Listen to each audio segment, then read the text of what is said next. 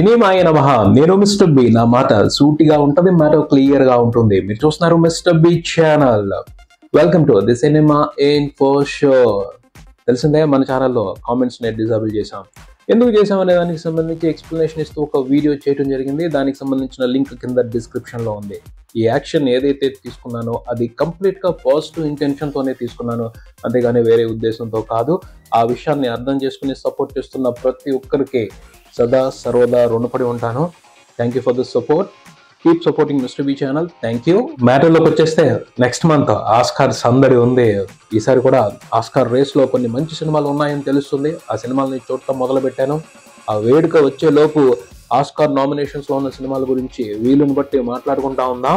Oscar nominations లో ఉన్న సినిమాల్ని చూద్దామని డిసైడ్ అయిన తర్వాత ఈజీగా దొరికేసిన సినిమా మాత్రం society of the snow Netflix లో స్ట్రీమ్ అవుతుంది. అంతకు మించిన సర్ప్రైజింగ్ మ్యాటర్ ఏమిటి అంటే ఆ సినిమా తెలుగు వెర్షన్ లో ఉంది. ఎక్సలెంట్ క్వాలిటీతో ఆ సినిమా తెలుగు వెర్షన్ డబ్బింగ్ ఉండటం విశేషం.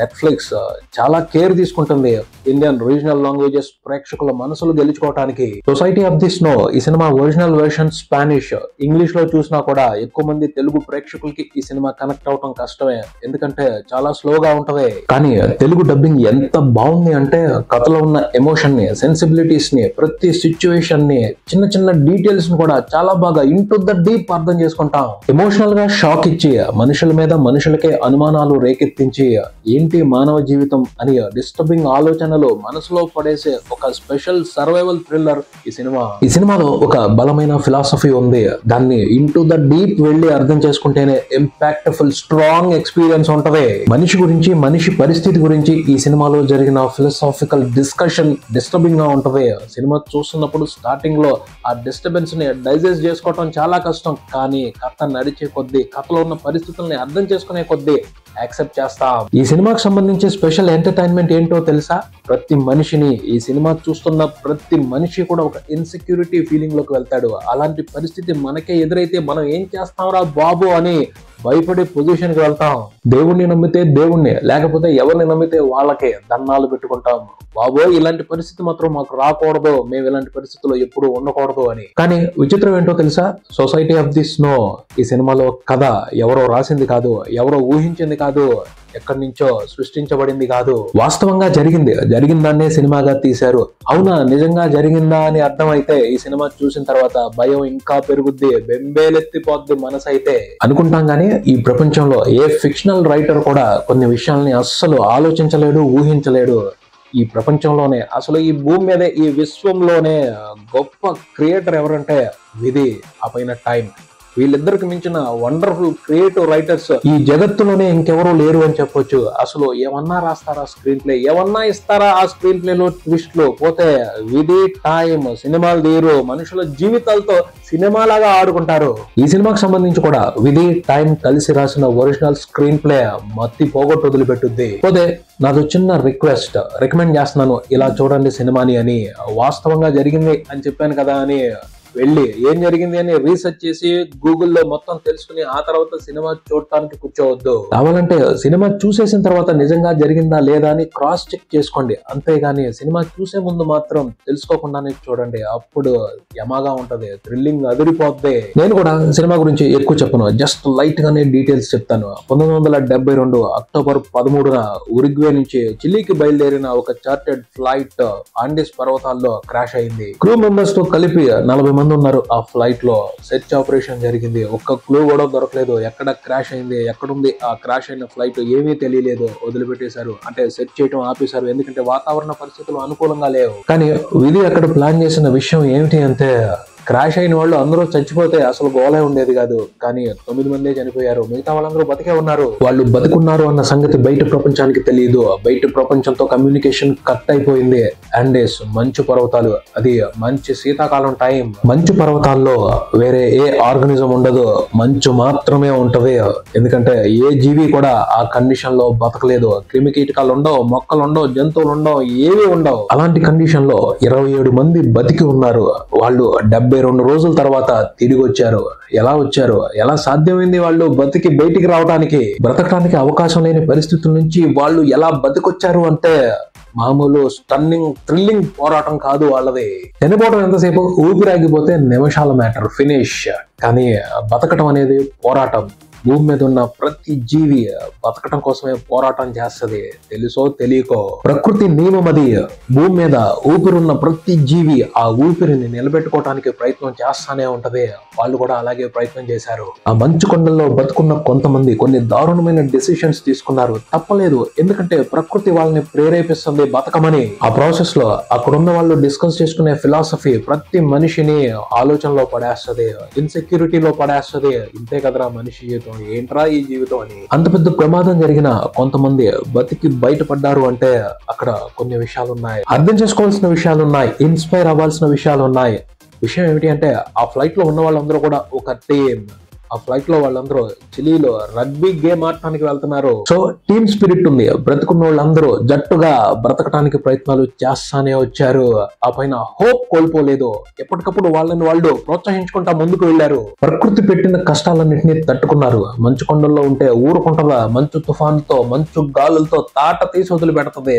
వాటన్నిటిని తట్టుకుంటూ చిన్న చిన్న అవకాశాలని దారులుగా మలుచుకుంటూ సంకల్పాన్ని, పట్టుదలని కోట తీసుకుని ప్రయత్నం మీద ప్రయత్నం చేసి చివరికి కొంతమంది బయటపడగలిగారు. అక్కడ వాళ్ళ మధ్యన ఉన్న మానసిక సంఘర్షణ, వాళ్ళ పట్టుదల, వాళ్ళ జీవన పోరాటం, వీటన్నిటిని చాలా బ్యూటిఫుల్ గా ఎంతో డీటెయిల్ గా చూపించుకుంటా వచ్చారు. సినిమా డ్యూరేషన్ దాదాపు 2.5 గంటలు.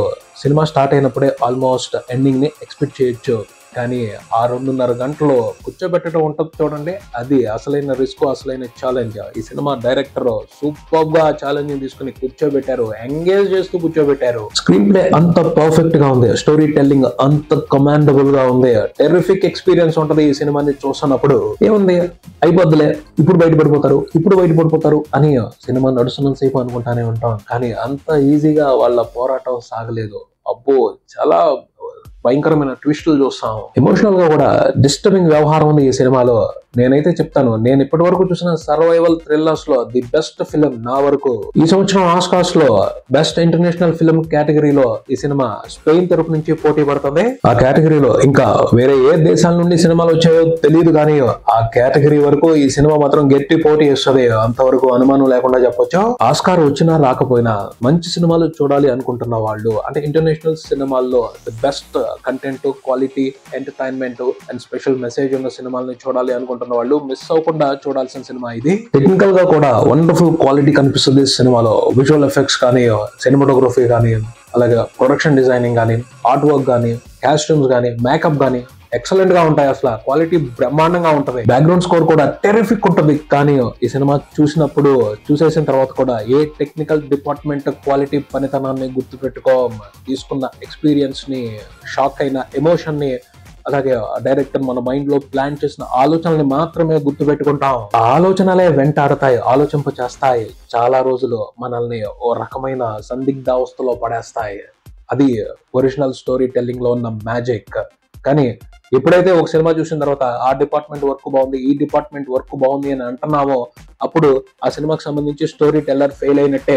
సినిమా చూడండి, నెట్ఫ్లిక్స్ లో స్ట్రీమ్ అవుతుంది. సినిమా చూసిన తర్వాత డిస్కస్ చేయాలి అనిపించిన అంశాలు ఏమైనా ఉంటే వాటిని మెయిల్ చేయండి. అవకాశం చూసుకుని వాటి గురించి నేను మాట్లాడతాను ఇంకో వీడియోలో. ఇంకా చూసుకుంటే మెగా ప్రిన్స్ వరుణ్ తేజ్ నటించిన కొత్త సినిమా ఆపరేషన్ వ్యాలంటైన్ మార్చి 1న థియేటర్స్ వస్తుంది. ఈ సినిమాకి సంబంధించిన కొత్త ట్రైలర్ ఫైనల్ స్ట్రైక్ రీసెంట్ గా బయటకు వచ్చింది.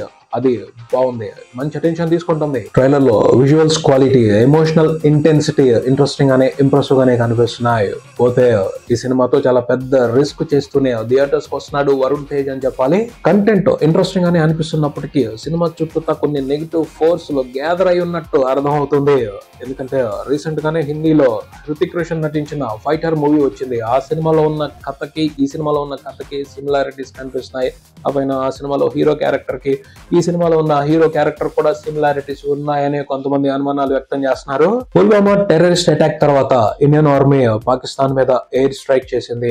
ఆ కథా నేపథ్యాన్ని తీసుకునే హృతిక్ రోషన్ ఫైటర్ మూవీ కూడా వచ్చింది. ఇప్పుడు సేమ్ అదే నేపథ్యాన్ని తీసుకుని ఆపరేషన్ వ్యాలంటైన్ కూడా వస్తుంది అని అర్థం అవుతుంది. ఇది కొంచెం ఇబ్బందికరమైన మ్యాటర్, ఎందుకంటే ఆపరేషన్ వ్యాలంటైన్ మూవీ తెలుగులోనే కాదు హిందీలో కూడా రిలీజ్ అవుతుంది. రీసెంట్ గానే హిందీలో ఫైటర్ హిందీ ప్రేక్షకుల నుంచి రిజెక్షన్ ఎదుర్కొంది. సేమ్ అలాంటి కంటెంట్ తోనే మళ్ళీ ఇంకో సినిమా వస్తుంది అంటే పరిస్థితులు ఫేవరబుల్ గా ఉంటాయి అనుకోవటం ఓవర్ కాన్ఫిడెన్స్ అవుద్ది. కానీ చేయటానికి ఏమీ లేదు, ఎందుకంటే సినిమా తీసేశారు. ఎప్పటికైనా సినిమాని రిలీజ్ చేయాల్సిందే. పోతే సినిమాల్లో ఎప్పుడూ కూడా ఒక విశేషం ఉంటది. ఒకే రకమైన కథతో ఎన్ని సినిమాలైనా రానివ్వండి, కానీ కథ చెప్పే విధానంతో ఏ డైరెక్టర్ అయితే మెస్మరైజ్ చేస్తాడో ఆ సినిమా ఎప్పుడు కూడా వండర్ఫుల్ గానే సక్సెస్ తీసుకుంటది. కథ చెప్పే విధానంతో ఆకట్టుకుంటే, మ్యాజిక్ చేస్తే, మెస్మరైజింగ్ ఎక్స్పీరియన్స్ ఇస్తే జాతర జరుగుద్ది బాక్స్ ఆఫీస్ దగ్గర. మరియు ఈ సినిమాతో అలాంటి ఏదైనా అద్భుతం జరుగుద్దేమో వేచి చూడాలి. హిందీలో పరిస్థితి అలా ఉంది. తెలుగు దగ్గరకు వస్తే mega prince Varun Tej mega fan base ఉంటది, సినిమాకి సపోర్ట్ వస్తుంది అనుకోవచ్చు. కానీ అన్ఫేవరబుల్ టైంలో వస్తుంది, డ్రై టైంలో సినిమా రిలీజ్ కి వస్తుంది. అందరూ ఎగ్జామ్స్ లో ఉంటారు, స్టూడెంట్స్ ఎగ్జామ్ లో ఉంటారు, ఫ్యామిలీస్ కూడా ఎగ్జామ్ మూడ్ లోనే ఉంటారు, స్టూడెంట్స్ ని డిస్టర్బ్ చేయకూడదు అని. సో సినిమాల గురించి పట్టించుకోరు. కంప్లీట్ గా బాక్స్ ఆఫీస్ దగ్గర అన్ఫేవరబుల్ కండిషన్ ఇది. ఇంకో పక్క చూసుకుంటే వరుణ్ తేజ్ మార్కెట్ డ్యామేజ్ అయింది. ఈ మధ్యన అతని నుంచి వచ్చిన సినిమాలు దారుణమైన ఫలితాలు తీసుకున్నాయి బాక్స్ ఆఫీస్ దగ్గర. ఇలా కంప్లీట్ గా అన్ఫేవరబుల్ కండిషన్స్ చుట్టూతా కనిపిస్తున్నాయి ఆపరేషన్ వ్యాలంటైన్ మూవీకి. ట్రైలర్ లో ఒక డైలాగ్ వినపడింది, ఏమైనా జరగని చూసుకుందామని. సినిమా రిలీజ్ కి సంబంధించి కూడా ఆ డైలాగే యాప్ట్ గా సరిపోతుంది. మూవీ టీమ్ ఆ ధైర్యంతోనే రిలీజ్ కి వస్తున్నారు అని చెప్పొచ్చు. ఎక్సలెంట్ కంటెంట్ ఉంటే, వండర్ఫుల్ ఎక్స్పీరియన్స్ సినిమాలో ఉంది అంటే ఆ సినిమాని ఎటువంటి ప్రతికూల పరిస్థితులు ఆపలేవు. చూడాలి మరి ఆపరేషన్ వ్యాలంటైన్ మూవీకి రిలీజ్ తర్వాత బాక్స్ ఆఫీస్ దగ్గర ఎలాంటి పరిస్థితులు ఎదురవుతాయో. ఇది ఇక్కడికి మరో వీడియోతో మళ్ళీ కలుద్దాం. ఈ వీడియో మీకు నచ్చితే లైక్ చేయండి, మీ ఫ్రెండ్స్ తో షేర్ చేసుకోండి, ఈ ఛానల్ ని సబ్స్క్రైబ్ చేయండి. నేను mister B, keep watching mister B channel. Thank you.